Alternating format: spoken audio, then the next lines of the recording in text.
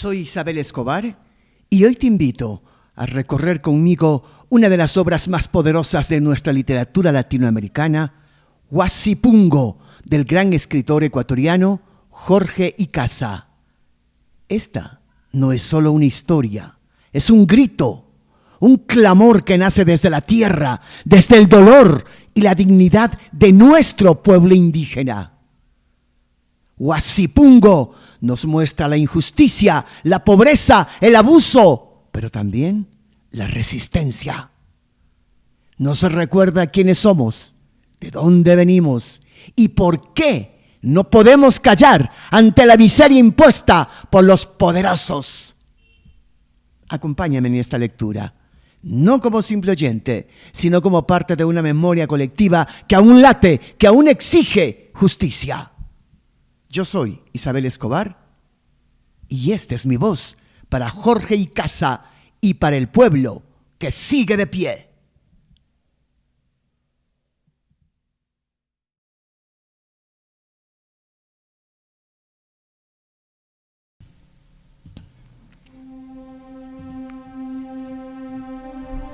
El día se presenta con enormes contradicciones para Alfonso Pereira.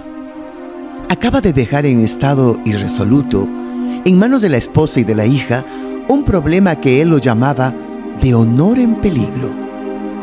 Como de costumbre, en situaciones desesperadas, había salido de casa dando un puertazo y mascullando una veintena de carajos y maldiciones.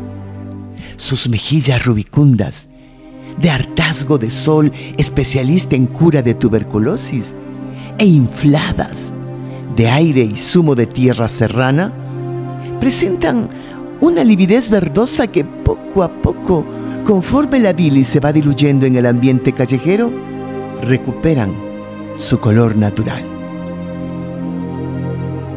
Las cabezas que se descorchaban a su paso dejan desbordando sonrisas y reverencias gratas.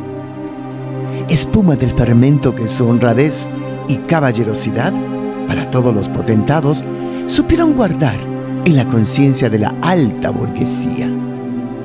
¡No! Esto no puede quedar así. Piensa. La poca precaución de una chicuela de 17 años no puede deshonrarnos a todos. Pero, como de costumbres, las ideas salvadoras no acudieron a anidar en su cerebro. Se quedaron estranguladas en los puños. Coadyuvaban a su mal humor los picotazos continuos del recuerdo de sus deudas.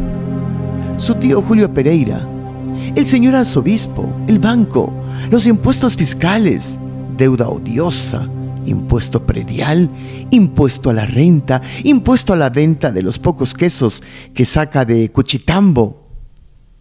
Se enreda en una maneja de impuestos y vuelve a perder el color habitual de las mejillas. ¿De dónde salen tantos impuestos? ¿De dónde?, se pregunta a menudo. En el preciso momento que iba a cruzar la calle, un automóvil de línea aerodinámica le amenazó con una acometida. Se quedó haciendo equilibrios en el borde de la acera y en el filo de aquel encontronazo inoportuno. El acreedor más terrible, el tío Julio, al cual no se le puede dar largas porque las desbarata con argumentos Made in Julio Pereira, saca la cabeza por la ventanilla del auto y le hace señas para que se acerque. ¿Cómo está, tío? Sube. Tenemos que hablar. Siempre dispuesto a servirle, tito, murmura sentándose junto a aquel hombre grueso, de cejas pobladas y que tenía la costumbre de hablar en plural, como si fuera miembro de una pandilla o dependiente de almacén. Después de algunos minutos, entraban en el despacho particular del viejo Pereira, un gabinete con puerta de cristales escarchados, un enorme escritorio que se agobia bajo el peso de un centenar de papeles, planos y libros, 2 ficheros de color verde aceituna, amplios sillones de cuero donde se pueden resistir los golpes de los negocios más audaces, un enorme cuadro del corazón de Jesús hecho por un tal señor Mideros, y en el perchero, que en aquella capilla de la austeridad sirve para colgar las sonrisas y las bromas junto a los sombreros y a los paraguas alicaídos. Pues sí, mi querido sobrino. Un escalofrío de desorientación le invadió a Pereira el menor. Hace 3 semanas que se haya vencido el pagaré de 10,000 sucres que me adeudas. No he querido ejecutarte porque tenemos entre manos un proyecto que nos hará ricos a todos. Hemos ido por 3 veces en viaje de exploración a Cuchitambo. Ay, da pena ver lo abandonado que está eso. Con aire paternal continuó. Si quieres pensar seriamente y sigues las indicaciones mías y de Mr. Chapi. ¿Mr. Chapi? Sí, es el jefe de la explotación de la madera en el Ecuador. Ahí lograrás no solamente cancelarme la deuda, sino que a lo más tarde, después de 2 años, serás uno de los socios principales en el negocio. El recorrido que hicimos con Mr. Chapi nos dio excelentes resultados.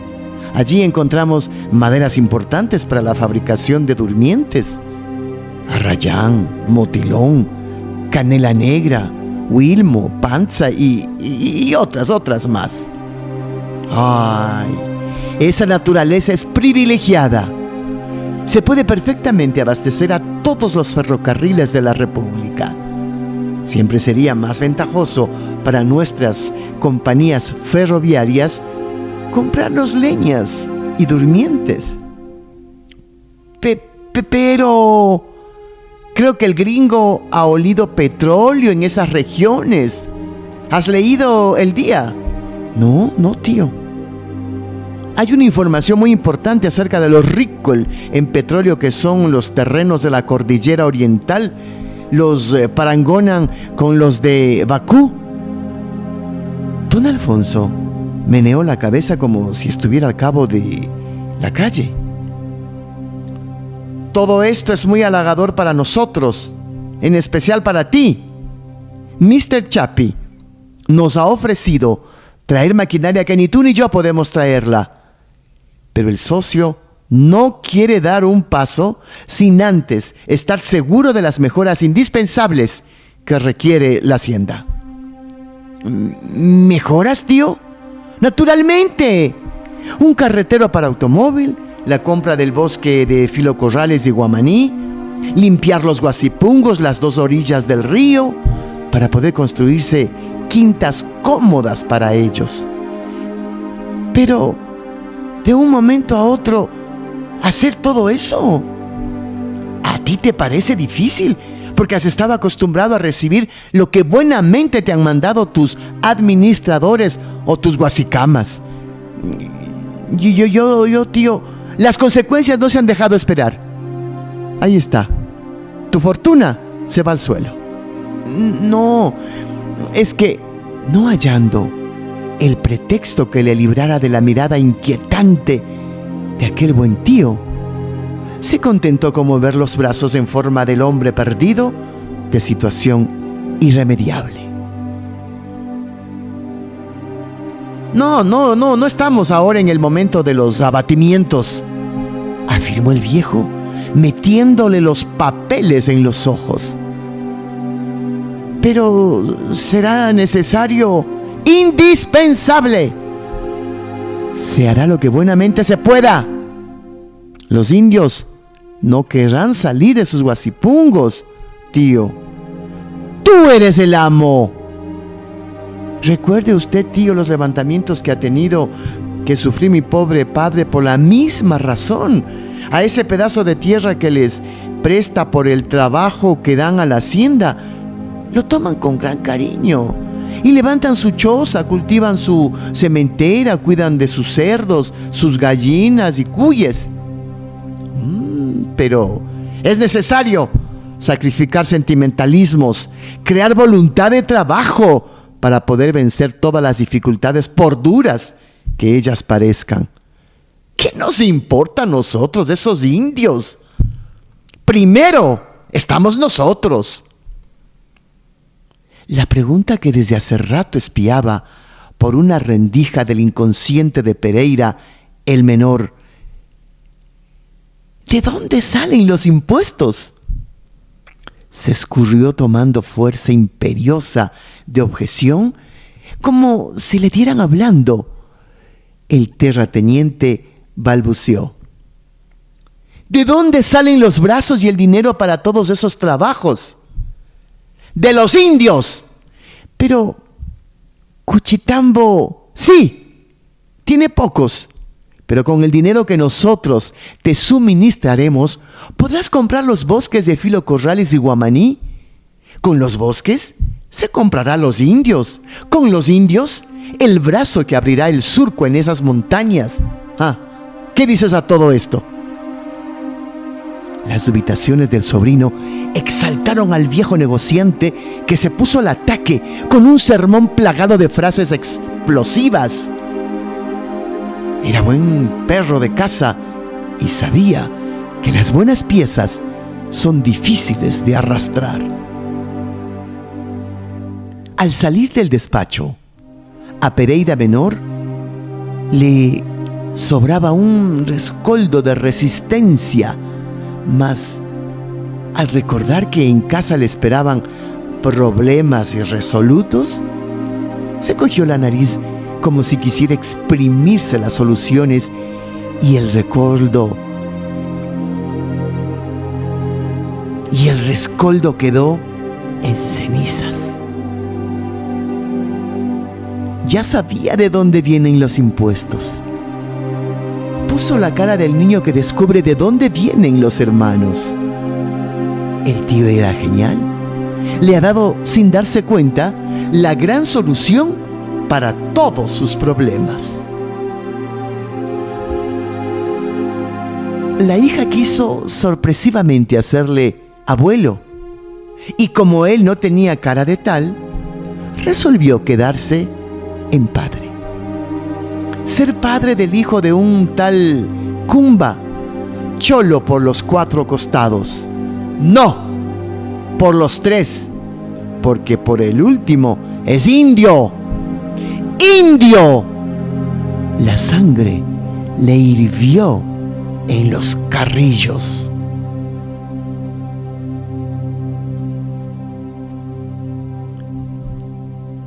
Por un sendero de la cordillera oriental, frecuentado por cargueros que van con ventas a Quito, avanza, camino adentro, en 3 mulas, la familia Pereira. Varios indios hacen cola, agobiados bajo el peso de todos los equipajes.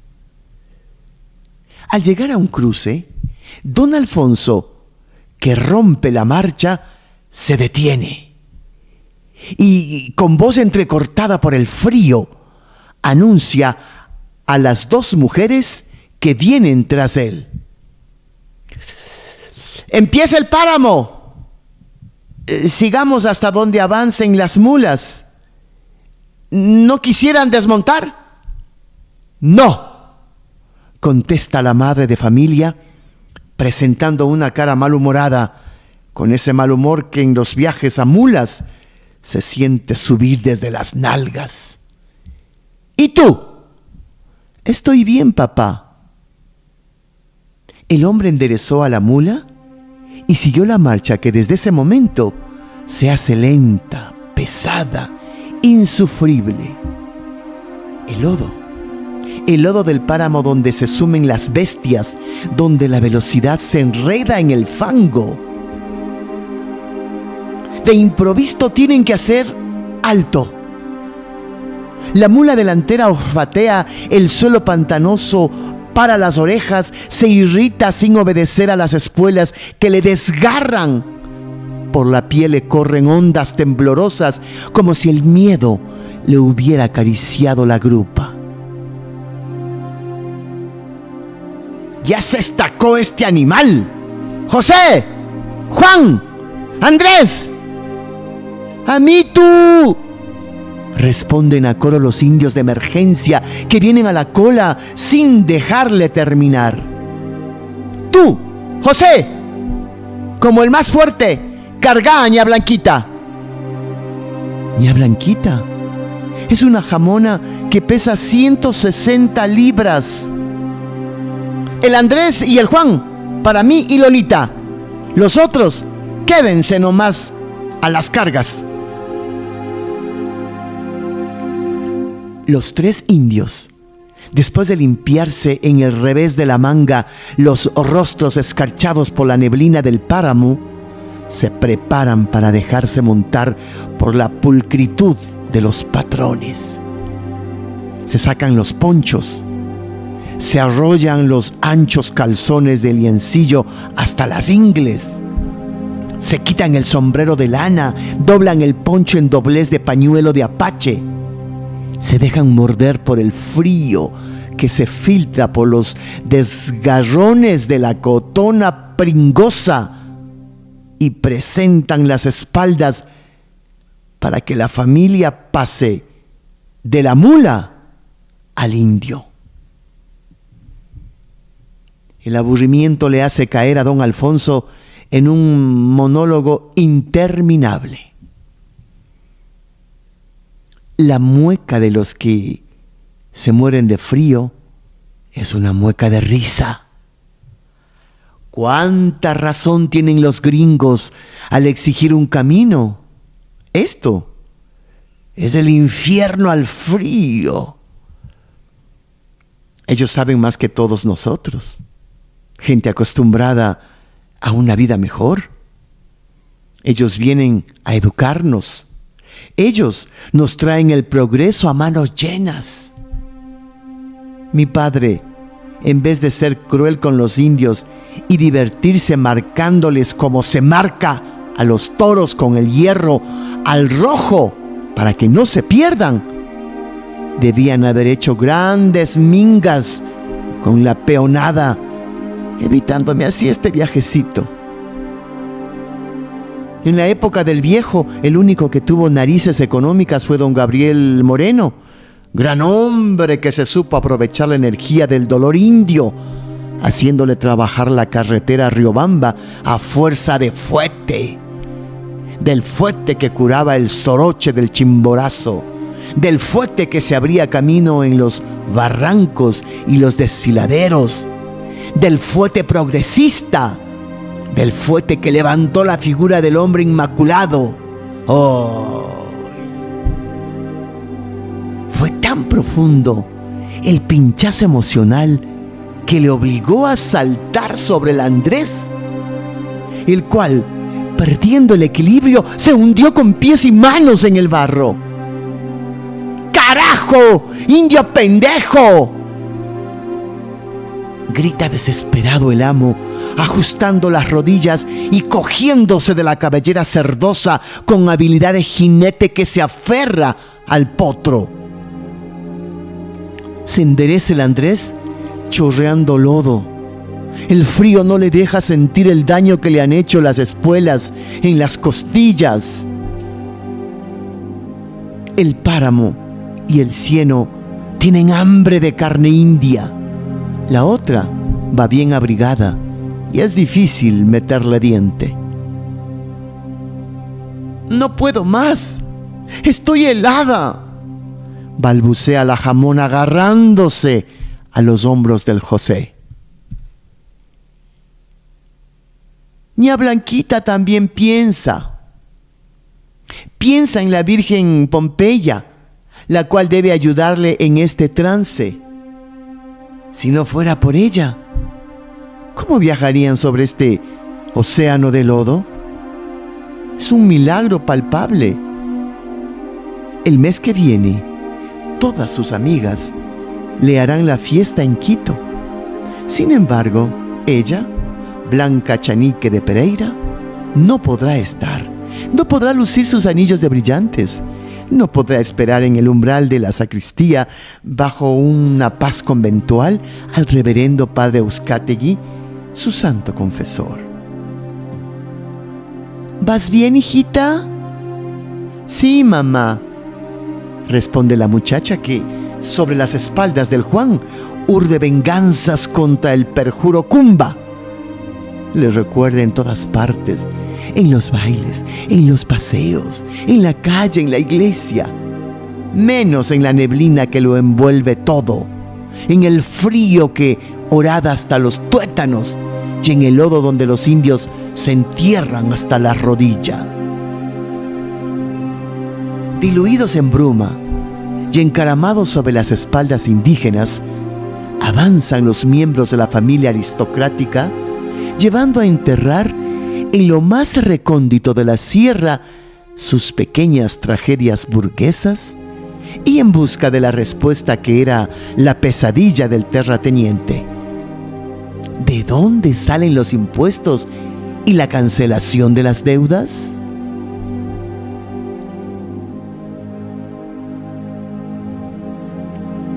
Los indios, insensibilizados por el frío que les chorrea por la punta de la nariz, caminan sin pensar en nada. Conforme descienden al valle, la neblina y el lodo se quedan arriba. El paisaje se aclara. ¡Ya se ve la casa del Jacinto!, consuela el patrón apuntando a una casuca perdida en el bajío. El ruido de la cabalgata, con los jinetes otra vez en las mulas, pone en guardia a los perros que lanzan protestas aulladas desde los guasipungos. Atardecía y la cabalgata entraba al pueblo de Tomachi. El invierno, la montaña y la miseria han hecho de Tomachi un pueblo de lodo, de basura y de acurrucamiento. Se acurrucan las chozas a lo largo de la única calle lodosa y adornada de basureros. Se acurrucan los guaguas a las puertas de las viviendas a jugar con el barro o a mascar el calofrío del paludismo. Se acurrucan las mujeres junto al fogón tarde y mañana a preparar la mazamorra de mashka o el logro de cuchipapa. Se acurrucan los hombres de 6 a 6 junto al trabajo de la chacra, de la montaña, o se pierden por los caminos con sus mulas llevando carga a los pueblos vecinos.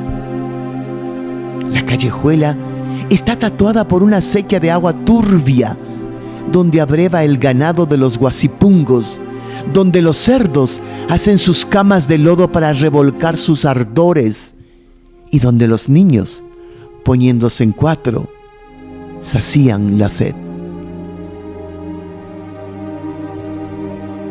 Corre un frío seco y cortante. Abajo queda el valle en silencio, repleto de luz crepuscular que empequeñece la figura entubida de las chozas. De la choza india que forma una sola habitación con piso de tierra y techumbre de paja renegrida por la lluvia y el humo que, sin hallar salida, se filtra por todas partes. La casa del Jacinto está cerrada. ¿Deben haber ido con carga a Sangolquí? Solo 2 cerdos negros, junto a la puerta de la tienda, osan en el barro y hacen rodar sus latas viejas. Más allá, unos perros con el acordeón semidesplegado de sus costillares por la anemia se disputan un hueso de mortecina que debe haber rodado todo el pueblo por cargar más lodo que carne. Un olor a leña de eucalipto y bóñiga quemada desprenden las viviendas. Colgado de una cuerda en un corredor, el cadáver de un borrego se deja extraer los bofes y el hígado del tórax por una chagra de catadura medrosa que, al paso de la cabalgata, se quita el sombrero con la mano empapada en sangre. ¿Cómo te va, Calupiña? Sin querer morir, patrón. ¿Y su merced? Pasando. Y en efecto, pasaban. El cholo arroja las vísceras en una batea y se queda al helado, en tanto un perro lame el pescuezo sanguinolento del borrego. La miche de las guaguas ha matado puerco, cuando frente a su chozón se amontonan las cenizas de una hoguera y en el corredor se exhibe una batea repleta de fritada con tostado de manteca. Una de las hijas del Melchor sale corriendo de su casuca, sacudiéndose la cabeza y dando gritos. Una cosa a manera de moño se le aferra a la coronilla. La hermana ordena imperiosa: ¡espera, pez! Y dándole un manotazo, le quita el copete que se revuelque entre las hierbas que crecen a la vera de la callejuela. Una araña de la humedad con gruesas patas aterciopeladas huye entre los baches. «Buenas tardes», murmuran el par de buenas mozas, olvidándose del susto que les dio la araña. «Buenas tardes». Una recua de mulas frente al estanco de Taita Timoteo, que el arriero se pegue su copita de puro. En la puerta de la tienda del telégrafo, el telegrafista se ejercita en la vihuela repasando un pasillo del siglo pasado. El cuso duerme echado sobre unas cargas de alfalfa con el sombrero en la cara. Hacia el fin de la calle, en una plaza enorme y deshabitada, se alza la iglesia del puebluco apoyando la vejez de sus paredones en largos puntales. Es un cojo que ha salido del hospital del tiempo andando en muletos. Todo lo vetusto de la fachada contrasta con el oro del altar mayor y las joyas de la Virgen de la Cuchara, patrona del pueblo, a los pies de la cual un centenar de indios y chagras hambrientos van depositando sus ahorros para que la Santísima Virgen se compre alhajas. Del curato, luciendo las joyas que la Virgen tiene la bondad de prestarle, y con una cesta de basura, sale la concubina del cura, alias la sobrina. Deposita los desperdicios en la acequia y se queda alelada al paso de la cabalgata de la familia Pereira.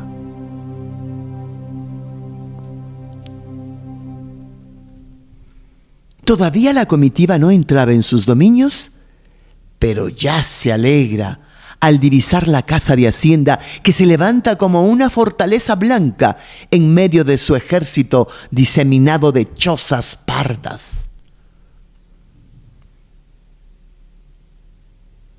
Cuando el mayordomo estuvo frente a la cabalgata, frenó a raya a la mula, obligándola a sentarse sobre sus patas traseras. «Buenas tardes, nos dé Dios», saluda con su hablar precipitado, olor a peras podridas por su inveterada afición al aguardiente puro que venden el Jacinto y Taita Timoteo en el pueblo. Se quita el sombrero dejando al descubierto una cabellera desordenada que cae en mechones pegosos de sudor sobre la frente. «Buenas tardes, Policarpio». «Me muero. Semejante aguacero que ha caído toditito el día. ¿Qué es?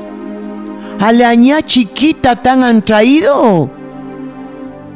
El padre de familia desvió la conversación haciéndole preguntas sobre la conducta de los indios, sobre los sembrados, sobre la posible explotación de la madera. «Traigo grandes planes. El porvenir de mis hijos así lo exige. ¿De sus hijos?, piensa el Policarpio sin comprender una palabra. El patrón no tiene sino una sola hija, la ña Lolita. ¿A qué hijo se referirá ahora? Tal vez la ña grande esté embarazada. El viejo caserío les recibió con su patio empedrado, olor a majada, con el molque perro amigo de manifestaciones epilépticas, con la charla quichua de las indias servicias, el mugir de las vacas, el amplio corredor de pilares adornados con cabezas disecadas de venados, se cuelgan las monturas, el redil pegado a la derecha del patio y del que le separa un vallado de palos carcomidos y alambres mohosos para encerrar a las 6 de la tarde oveja y terneros, y sobre todo con 100 recuerdos de holguras señoriales.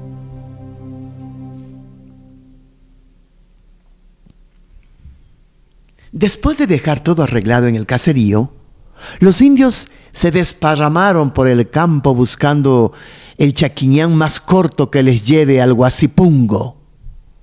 El Andrés, sin dar tregua al cansancio, camina con el trote de las caminatas urgentes que pelan el frío que se le pegó.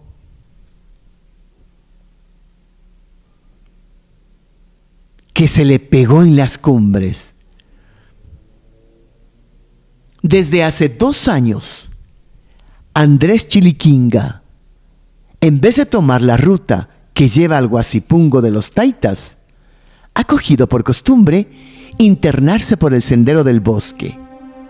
Ahora lleva los ojos de desconfianza, mira de soslayo a uno y otro lado, se hace con las sospechas y con el bosque una bóveda oculta para llegar por ella a la choza donde la tiene a la Cunchi.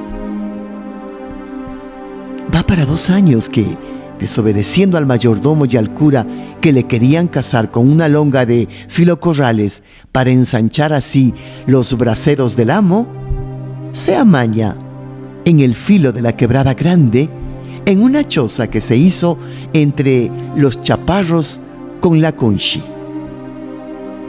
El cura y el mayordomo tuvieron que aceptar, haciéndose de la vista gorda. Pero el amo, ¿qué dirá el amo? El miedo de los primeros días le atacó con más fuerza. Oyó de nuevo las palabras santas: indios salvajes que no quieren seguir el camino de Dios, que no quiere civilizarse, tendrán el infierno. En ese momento el infierno era para él una poblada enorme de indios. No había blancos, no había curas, no había mayordomos, ni tenientes políticos. La visión le tranquilizó. En la choza prendida en el filo del barranco se acurrucaba el silencio, martirizando al deseo que llega dispuesto a desbordarse. ¡Cunchi! El grito, medio en trágico, medio en broma, despertó al guagua tierno que, envuelto en bayetas, dormía en un rincón de la vivienda y tuvo respuesta entre los chaparros, donde la india, aprovechando la penumbra de la tarde, recogía ramas secas para el fogón. ¡Vi, carajo! ¿Dónde estáis? ¿Dónde estás, pez? ¿Cogiendo la leña? ¿Cogiendo leña? Aquí, guagua, llorando. Amenaza el indio sin saber en quién descargar sus temores.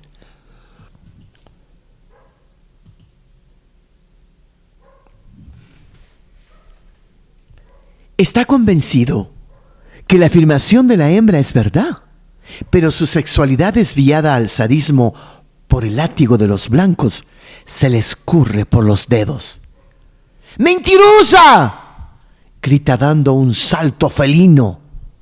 Ella le ve venir, suelta la leña, se acurruca bajo un penco como gallina que espera al gallo y espera que actúe la agresividad macha que, cogiendo un bagazo de caña que hay en el patio, le empieza a vapulear. Si alguien hubiera pretendido defenderla, ella se regresaría airada y, encarándose con el defensor, le escupiría en la cara la protesta, como todas las indias. «¡Intrometido! ¡Deja! ¡No más que pigue! ¡Para eso es marido!». El choque fue brutal. Tirada en el suelo pelado de la vivienda, con temblor de pájaro aterido de frío, recibió los golpes creando contornos voluptuosos al retorcerse del dolor. «¿Dónde estabais? Guaguacá, llorando, hecho lástima», grita el indio suavizando a golpes el cuerpo que iba a saciar su placer, tal vez para no indigestarse con la carne dura de la sierra. Por fin, ensangrentados y jadeantes, cayeron junto al fogón, haciéndose un nudo de ternuras salvajes. El llanto de la Kunshi se apaga lentamente al sentirse abierta por el hechizo del sexo. Agotados, se quedan dormidos, cobijándose con el abrigo de los cuerpos, con el poncho empapado en páramo, con la furia de los piojos.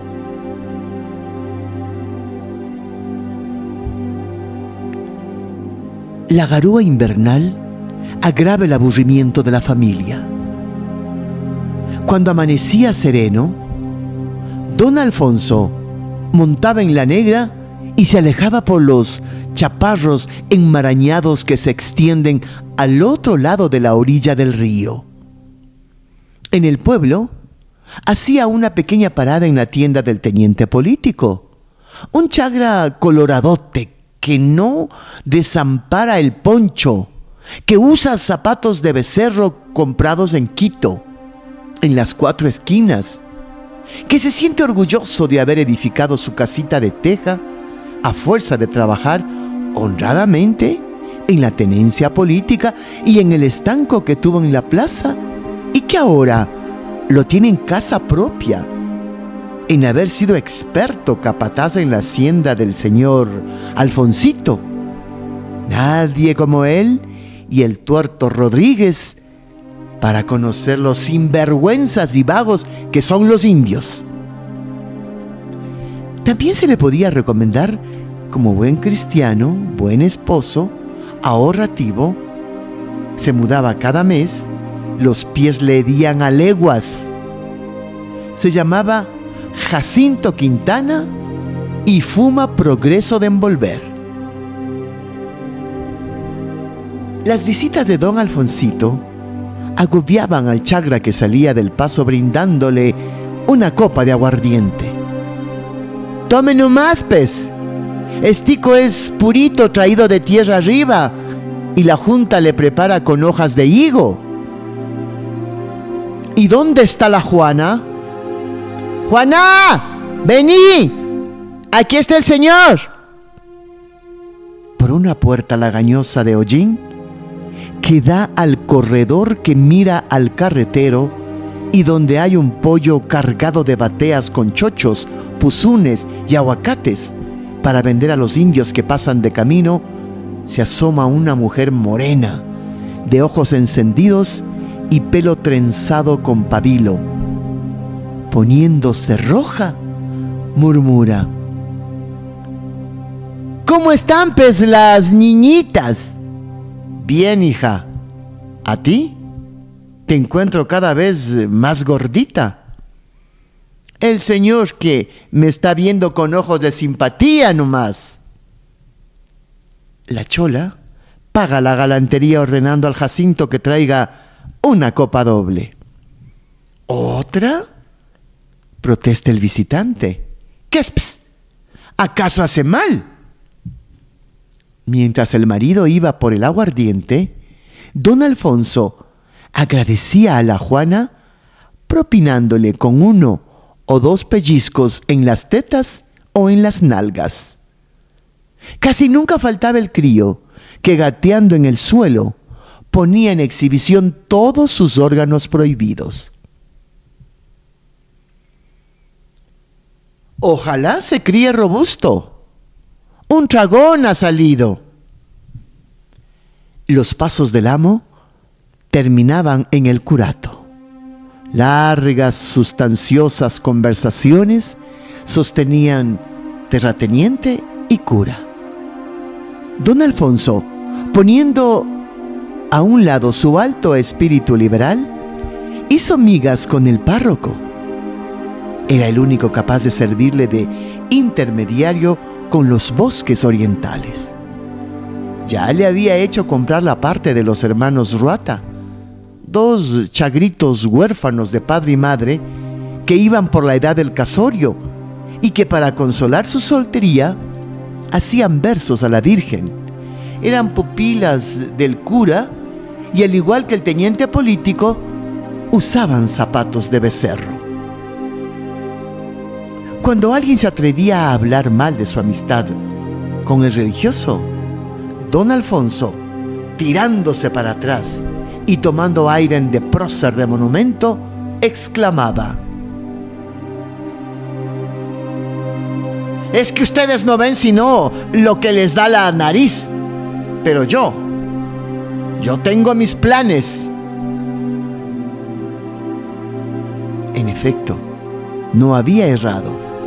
Ahora, a la sombra de la enredadera que teje una cortina entre los pilares del corredor del curato y que pone encajes de luz en el suelo, tratan acaloradamente del negocio más grande: Guamaní y los indios. «Este viejo Isidro tiene que ser un ladrón», asegura el terrateniente. «Un hombre que sabe lo que vale la tierra y los indios», comenta el cura.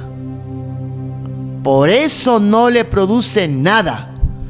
Páramos, ciénegos, monte». ¿No cuenta usted los indios? ¡Los indios! El religioso se hunde en una pausa para ver la mejor manera de asegurar los 200 sucres que le tocaban de comisión en el negocio. El dinero se le iba de las manos. Él sabrá agarrarse. Hasta Dios dice: «Agárrate que yo te agarraré». Con tal de no agarrarse de los pencos, las tunas y las moras que producen los pantanos del Isidro, estaba salvado. «Sin embargo, yo necesito comprar eso», afirma con aire despreocupado don Alfonso. «¿Con los indios o sin los indios?», insiste burlón el religioso. «¡Con los indios!». Ah, fue el que desinfló los temores, el del salvado, el que abría un abecedario de recompensas. «Agárrate, que yo te agarraré». Claro, usted comprende que eso sin los indios no vale nada. ¿Y qué indios? Todos propios, todos conciertos, todos humildes. Se puede hacer de esa gente lo que a uno le dé la gana. Sí, pero todos o casi todos son solteros. Usted comprende que un indio soltero vale la mitad. No tiene hijos, no tiene mujer para que ayude en la cocina, en el pastoreo, en el deshierve. Pero son más de 500 a los que yo he logrado hacerles entrar por el camino del Señor, listos a... Iba a decir a la venta, pero le pareció muy fuerte el término. ¡Al trabajo! ¿Ve usted? Los longos le salen baratísimos. Con darles el guasipungo me parece que están bien pagados. Mire usted, don Alfonso. Como yo no tengo interés y no puedo hacerme ni a un ni al otro, voy a servir de lazo para que ustedes entren en un arreglo definitivo.